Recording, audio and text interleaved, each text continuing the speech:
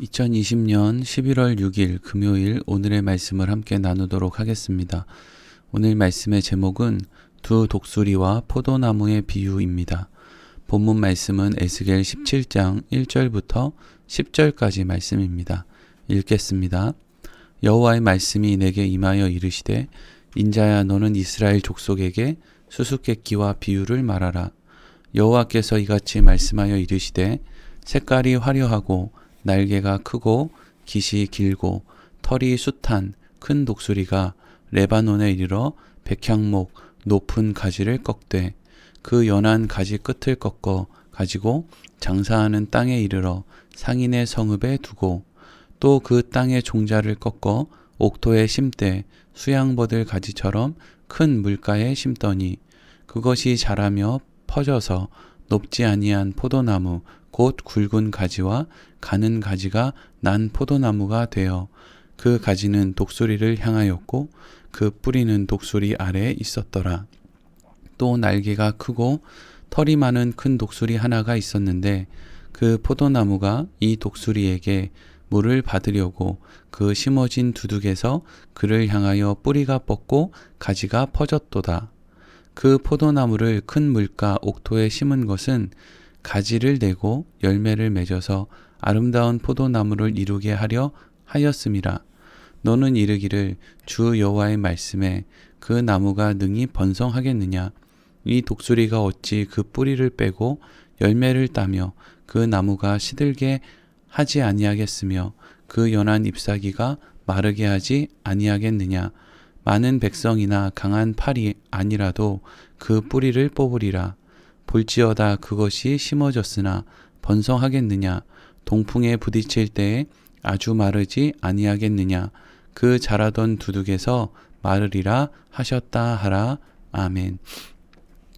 오늘부터 함께 나눌 에스겔 17장의 말씀은 하나님께서 에스겔 선지자에게 이스라엘 족속에게 전할 수수께끼와 비유의 말씀을 하시고 또 그것의 의미에 대해서 설명을 해 주시는 말씀입니다. 우리는 에스겔 17장을 시작하면서 한 가지 질문을 가질 수 있습니다. 그것은 왜 하나님께서는 한 번에 수수께끼와 비유의 말씀에 대한 의미까지 설명해 주시지 않고 먼저 수수께끼와 비유의 말씀을 하신 이후에 다시 그 말씀에 대한 의미를 설명해 주시는가 하는 것입니다. 그것은 예수님께서 예수님의 말씀을 듣는 사람들에게 자주 하셨던 귀 있는 자는 들을지어다 라고 하신 말씀의 의미와 같은 것이라고 할 수 있습니다. 왜 하나님께서는 수수께끼와 비유의 방법을 사용하시고 예수님께서는 귀 있는 자만이 들을 수 있도록 말씀을 하시는 것이겠습니까? 그것은 하나님의 말씀이 모든 사람들에게 허락된 말씀이 아니라 하나님의 은혜 가운데 택함을 받은 사람에게만 허락된 말씀이기 때문입니다. 왜 하나님께서는 하나님의 은혜 가운데 택함을 받은 사람들에게만 이러한 말씀을 허락하는 것일까요? 그것은 하나님께서 수수께끼와 비유로 하신 그러한 말씀, 그리고 예수님께서 들을 귀 있는 자는 들을지어다 라고 하시며 전한 말씀이 바로 하나님의 전적인 주권 안에서 임할 구원에 대한 말씀이기 때문입니다. 이것은 모든 사람들에게 하나님의 구원이 선포되는 것이 아니라 오직 하나님의 은혜 안에서 택함을 받은 사람만 구원이 선포되는 것이기 때문에 하나님께서는 이러한 방법으로 택함을 받은 사람들에게만 바르게 전해 들을 수 있도록 수수께끼와 비유의 방법을 사용하신 것이라고 할 수 있습니다. 에스겔 17장을 통해서 하나님께서는 하나님의 은혜 가운데 택함을 받은 사람들에게 어떤 구원의 메시지가 선포되고 있는지 몇 번에 걸쳐서 함께 살펴보도록 하겠습니다. 에스겔 17장을 처음 시작하는 오늘은 본문의 말씀을 통해서 하나님께서 수수께끼로 또 비유로 하신 말씀이 어떤 것인지에 대해서 먼저 함께 생각해 보도록 하겠습니다. 그러나 오늘 말씀 이후에 에스겔 17장 11절부터 하나님께서 하나님의 수수께끼와 비유의 말씀을 직접적으로 설명해 주시는 말씀이 나오기 때문에 오늘은 오늘 본문의 말씀을 통해서 당시 이 말씀을 들었던 사람들이 과연 하나님의 설명이 없이 이 말씀의 의미를 바르게 알 수 있었을까 하는 것에 초점을 맞추고 생각해 보도록 하겠습니다. 오늘 본문의 말씀으로 들어가기 전에 에스겔 17장의 말씀을 이해하기 위해서 반드시 필요한 남유다의 전반적인 시대적인 상황에 대해서 남유다 왕조의 변화에 대해서 잠깐 설명을 해드리도록 하겠습니다. 오늘 우리가 이렇게 말씀 나눌 때 배경 그림으로 제가 이제 그림이 아니라 어떤 글을 이렇게 올려놨는데 그것이 남유다 멸망 전 왕조 정리라고 하는 글을 올려두었습니다. 아주 간략하게 정리한 것이지만 이것을 참조하시면서 말씀을 들으시면 좋을 것 같습니다. 먼저 우리가 이제 남유다의 시대적인 상황을 알기 위해서 남유다가 멸망하기 전 왕조에 대해서 이제 나눌 텐데 그 가운데 우리가 먼저 알아야 될 사람은 남유다의 16대 왕인 요시야라고 하는 사람입니다. 요시야는 경건한 왕으로 산당을 헐고 성전 정화 운동을 했던 그러한 왕이었습니다. 그러나 요시야가 거의 한 30년 정도를 통치하고 난 이후에 애굽이라고 하는 나라와 싸우다가 무깃도라는 곳에서 죽게 됩니다.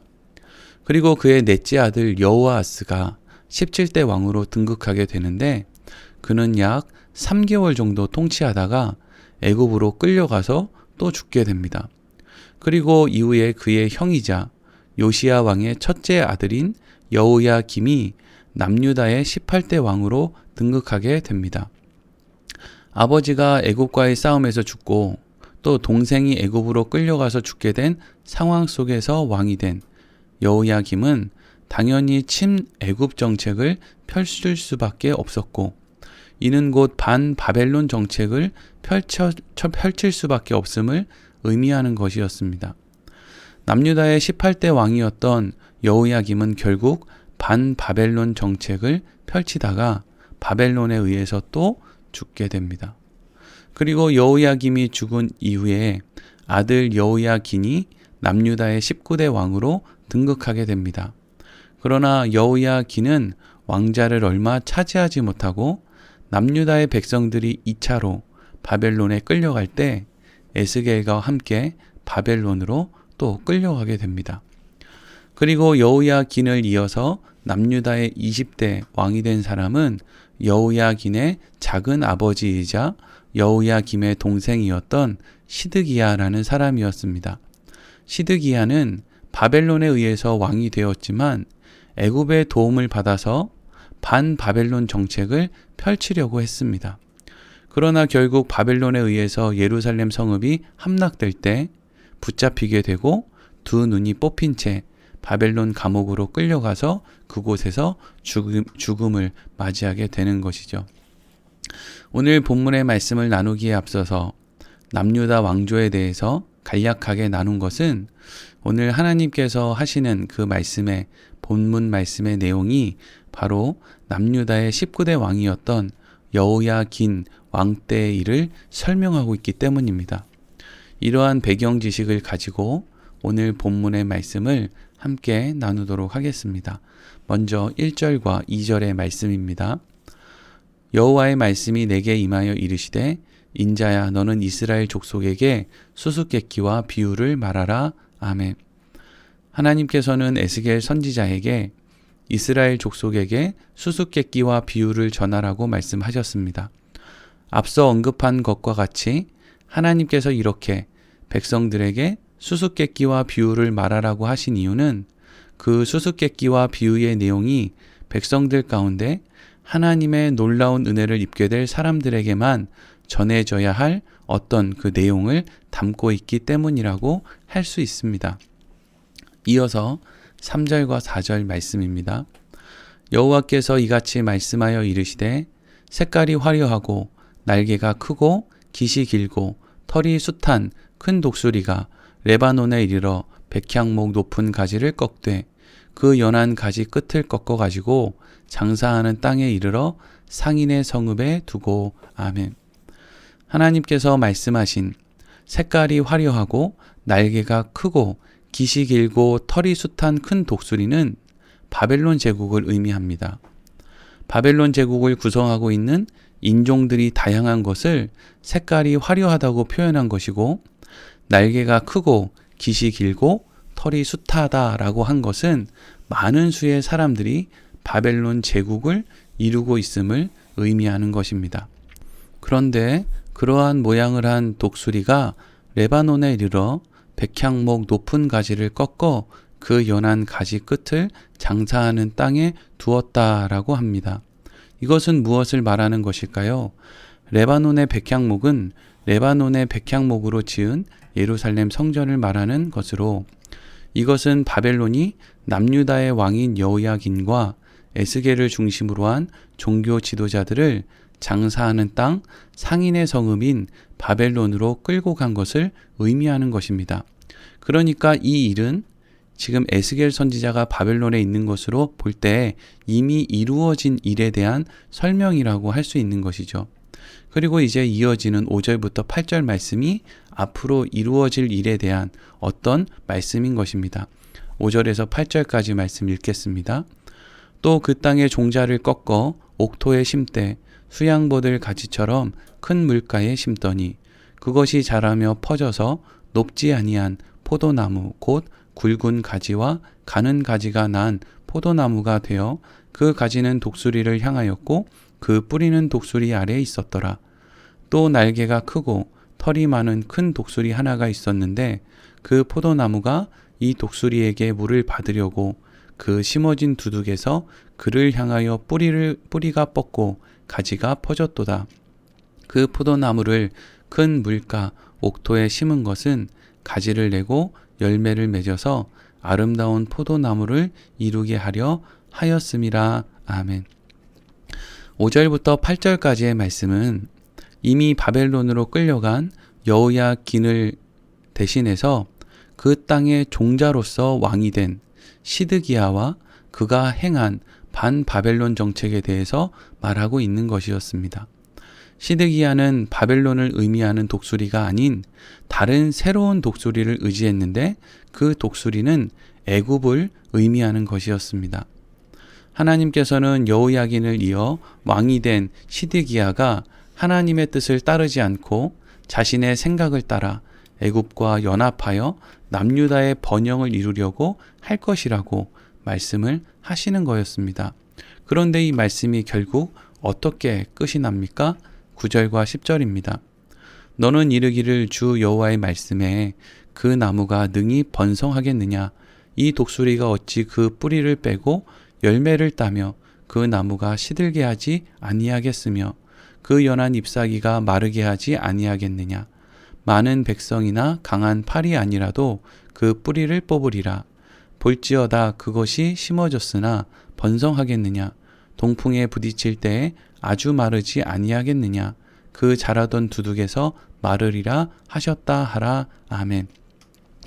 하나님께서는 처음 등장한 독수리가 결국 다른 독수리를 의지해서 번성을 이루려고 하는 나무를 시들게 하고 그 나무의 뿌리를 뽑고 열매를 딸 것이라고 말씀하셨습니다.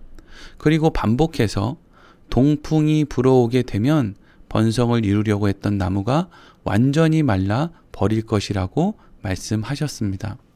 이것은 결국 시드기야 왕이 애굽을 의지해서 바벨론을 밀어내고 다시금 번영을 이루려고 하지만 바벨론의 한 번의 공격에 의해서 모든 것이 다 무너지게 될 것이라고 하는 말씀이었습니다. 여기까지가 오늘 함께 나눈 말씀의 내용입니다. 오늘 말씀을 통해서 우리가 중요한 한 가지 교훈을 얻을 수 있습니다. 그것은 인간은 저마다 자기의 시간 안에서, 자기의 인생 안에서 최선을 다하며 산다고 하지만 정작 한 치 앞도 알지 못하는 어리석고 연약한 인생들이라는 것입니다. 우리는 요시야 왕으로부터 시작된 남유다 왕조의 역사를 살펴보았습니다. 참으로 참담한 역사라고 할 수 있습니다. 나라를 지키기 위해서 애를 썼지만 애굽에 의해서 어려움을 당하고 애굽에게 잘 보여서 나라의 안녕을 얻으려고 했더니 이제는 바벨론이 또 공격을 하고, 바벨론에게 잘 보여서 위기를 극복하려고 했더니 또 애굽이 공격을 하는, 참으로 이러지도 못하고 저러지도 못하는 상황이 남유다의 상황이었습니다. 여러분, 왜 남유다에 이런 상황이 찾아온 것입니까? 그것은 그들이 하나님을 떠났기 때문입니다. 스스로 한 치 앞도 알지 못하는 연약한 존재인 것을 잊고 자신들의 뜻대로 자신들의 삶을 책임져 보겠다고 하나님을 떠난 것이 모든 참담한 역사의 시작이었던 것입니다. 사랑하는 성도 여러분, 우리도 우리의 인생 가운데 한 치 앞도 우리가 알 수 없는 존재라는 것을 늘 잊지 말아야 하겠습니다. 언제 끝날지도 모르는 인생 가운데 무엇을 붙잡기 위해서 그토록 애를 씁니까? 무엇 때문에 낙심하고 절망하며 다투고 시기하고 질투하며 삽니까? 내가 꼭 얻어야 한다고 생각했던 것을 얻었다고 정말 그 안에 참된 만족이 있었습니까? 그렇기 때문에 우리는 성경의 말씀을 의지할 수밖에 없고, 성경의 말씀은 우리의 연약함을 통해서가 아닌 예수 그리스도를 통한 구원을 말씀하실 수밖에 없는 것입니다. 여러분, 결국 남유다의 백성들은 이렇게 하나님께서 수수께끼와 비유를 통해서 하시는 말씀을 전해 듣고도, 그리고 그 수수께끼와 또 비유가 무엇을 말씀하시는지를 다 전해 들었음에도 불구하고 끝까지 하나님의 말씀을 따라 바벨론에게 항복하지 못하고 다시금 애굽을 의지해서 다시금 번성을 이루려고 하다가 철저하게 망해버립니다.